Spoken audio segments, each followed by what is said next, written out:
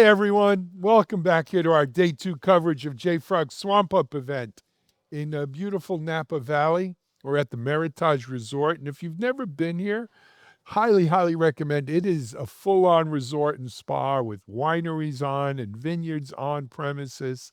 It's really a lot of fun. I really do recommend it to all of you. Let me introduce you to our next guests, though. We have 2 guests here. We have Aman Sardana, and I hopefully get this right, Vijay Kumar Soni. Hey, hi. Aman and Vijay work for a large financial institution, and they're here talking about, in a hybrid AI world, how how large financial institutions can get a hold of their, or it can, manage their CI/CD pipeline, their software supply chain, security of it, and everything else. So Armand is closest to me here. VJ's to my far left. Gentlemen, welcome to Techstrong TV. It's great to have you on here. Yeah, Thank you, thank you Sam. so much. Yeah, we appreciate the opportunity to be here and in this beautiful Napa Valley. Yeah, This beautiful day. there's worse places to be, for sure. So let us talk a little bit about, you guys presented actually, yes? Yeah. Yes, we did. So if you wouldn't mind, share with the audience a little bit about your presentation.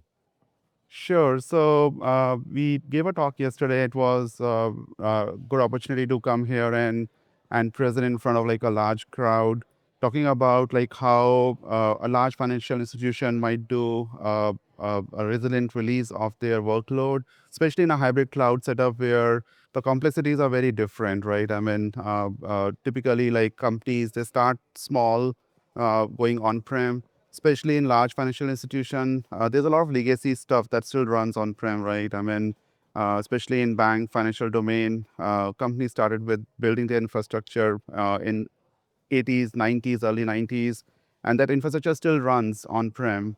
But the challenge is that in order to compete in the marketplace, companies have to evolve and make sure that they are able to seamlessly integrate with fintech, especially like the new age companies, modern age companies.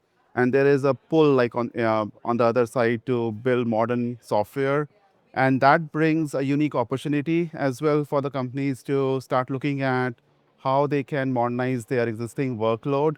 But the challenge is it's very hard for the companies to migrate everything in one single shot.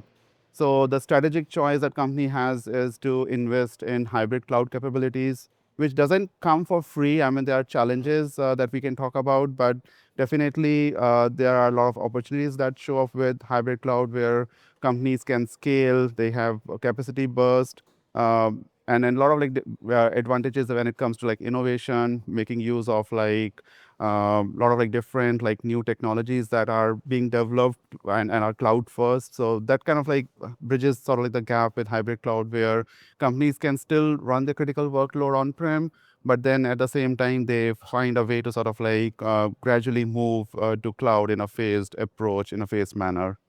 Excellent. I think, well, I'll speak for myself. I'm not going to speak for everyone. That's kind of the way I always envisioned it, right? That you don't, I remember I was at an IBM conference 8 years ago, 7, 8 years ago, talking to the CIO of Hertz, the car rental company. And he said they decided to go to the cloud. And what they did is they built from scratch all new cloud-based applications. And soon as they had those up and running, they literally just shut down their old on-prem data center applications and switched over. Well, it was a disaster. Hertz wound up filing bankruptcy, if you remember, a few years back. Yeah. He lost his job. Yeah. And so I always knew that that was not the way to do a cloud migration, right? You don't do it that way. You had to do it over time, and you're going to have this hybrid model, and there's nothing the matter. That hybrid model may last forever, quite frankly. There's nothing saying that you got to move everything into the public cloud. Right. Yeah, I mean, if you look at, right, we are kind of home of innovation, right, here in California. And as you go from Napa Valley to south, you start seeing the innovation every mile, every minute, right? Yeah. So if you look at this space, and the not just fintechs, the large electronics company, the Apples and Googles, how they innovated in the last, 1.5 decade.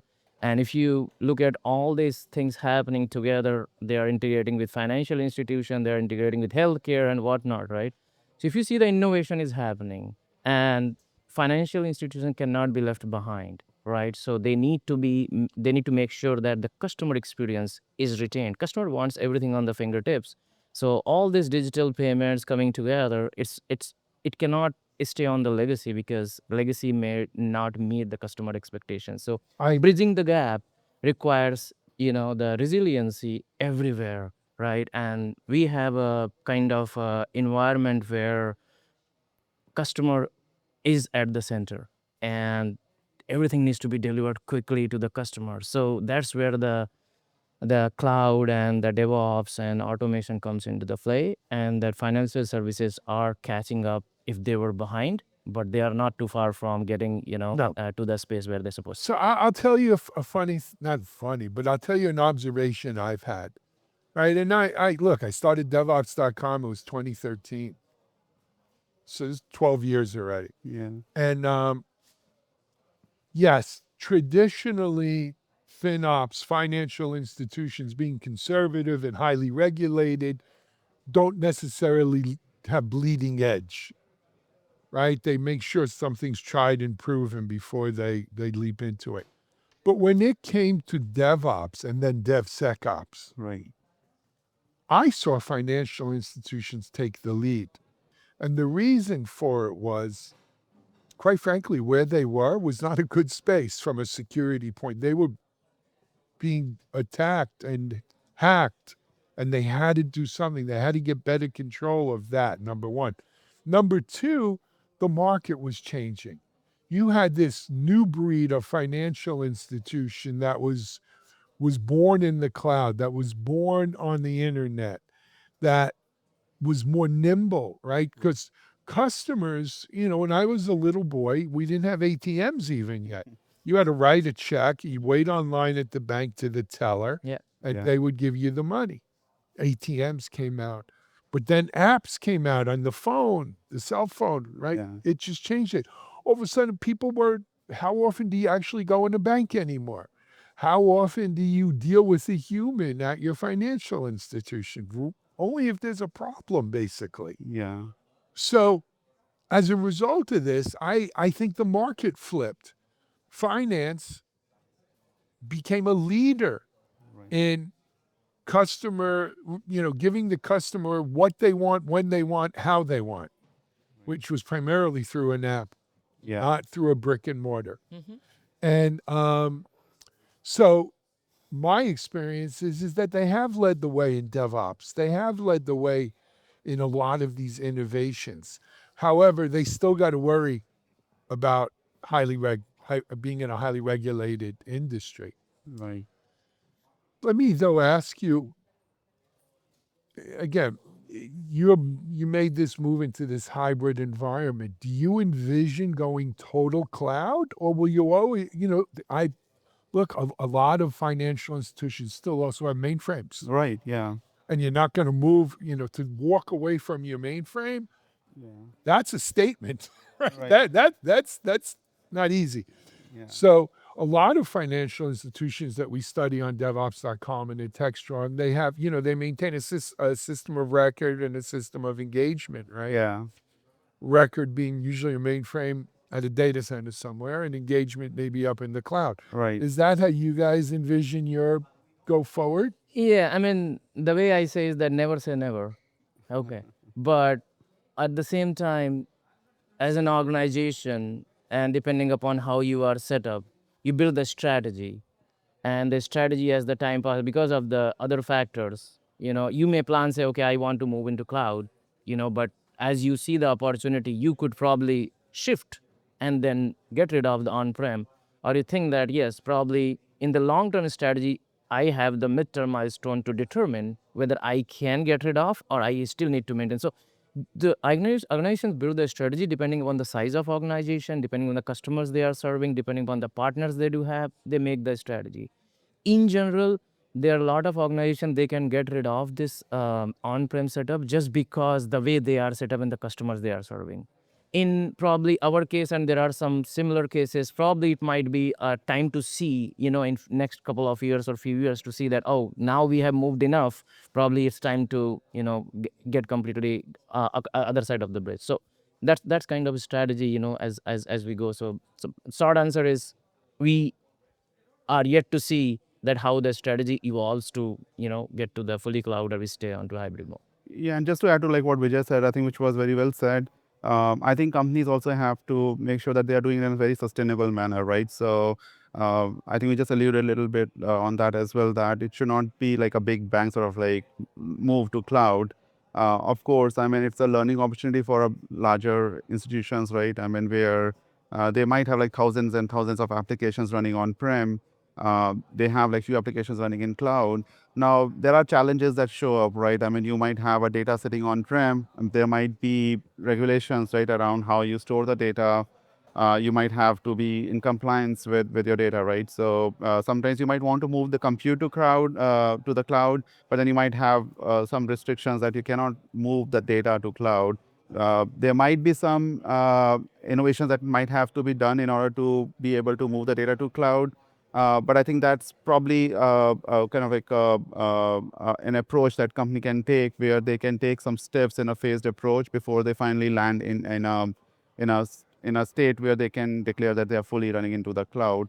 But I think that should be probably the mantra for any company. I mean, that could be the north star for the company.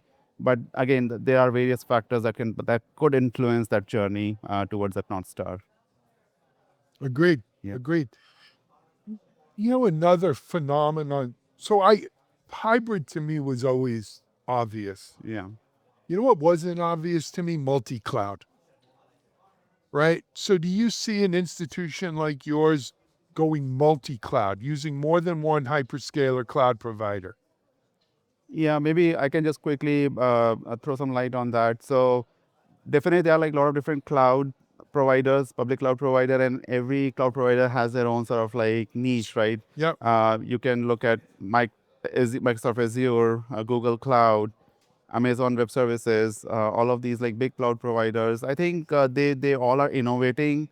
They are sort of like equally good, but some cloud providers have services that that probably might be like more niche and more sort of like cater to a certain sort of like industry, right? So I think in general, companies are sort of like investing in one major cloud provider, but also being at the same time cautious about the fact that there has to be some sort of like a risk management approach that has Well, to you be don't want to taken. be Yeah. locked in. Yeah, you don't want to be logged in, but at the same time, it's also a conversation around like the cost management. You don't want to put all your eggs in one basket. Yeah, that is true. But at the same time, if you diverse too much, then you are also kind of like not reaping the full benefit of like having a cost sort of like optimization by putting more workload in one single cloud provider, and then kind of like being able to negotiate a price point that serves you well, right? So it kind of like it can go either way, but then of course, I mean, you have to have a balanced approach as to like how much you diversify, but at the same time how much you concentrate and kind of like get the cost optimization. Yeah, to add to Aman what he said, like if you look at, probably no organization which is using a service as a SaaS is insulated from multiple cloud, environment.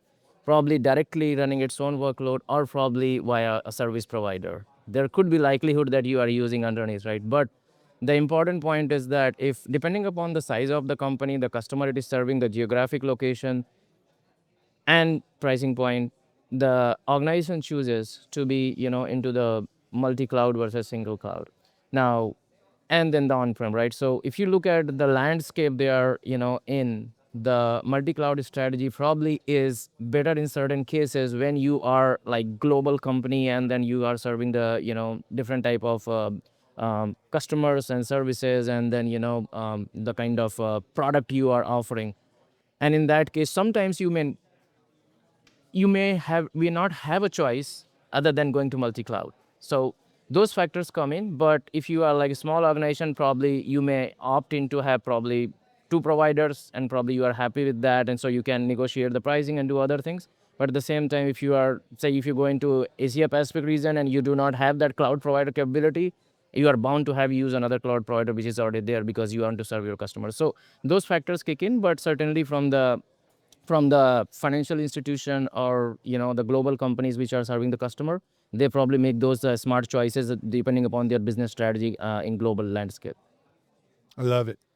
Gentlemen, I apologize. We got a lot of background noise, but hopefully it's coming out well in our microphones. Last subject, AI. How's that playing into this?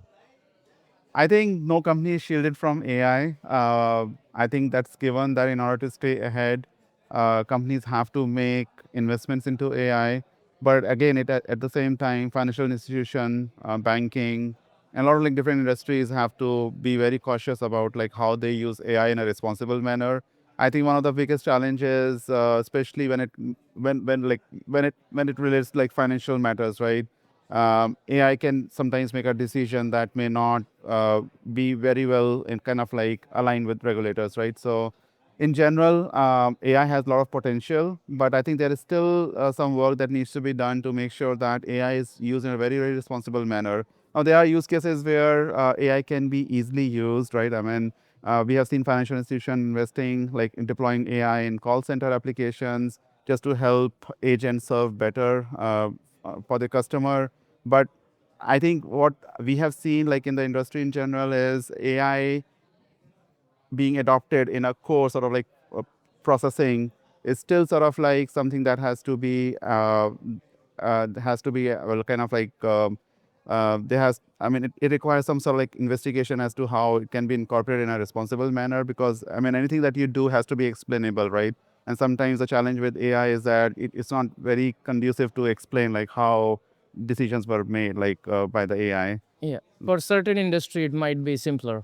If you go to Yeah. manufacturing, it might be simpler because you are doing mechanical in most of the cases. So it's a repeatable process. You're not making a lot of decisions there.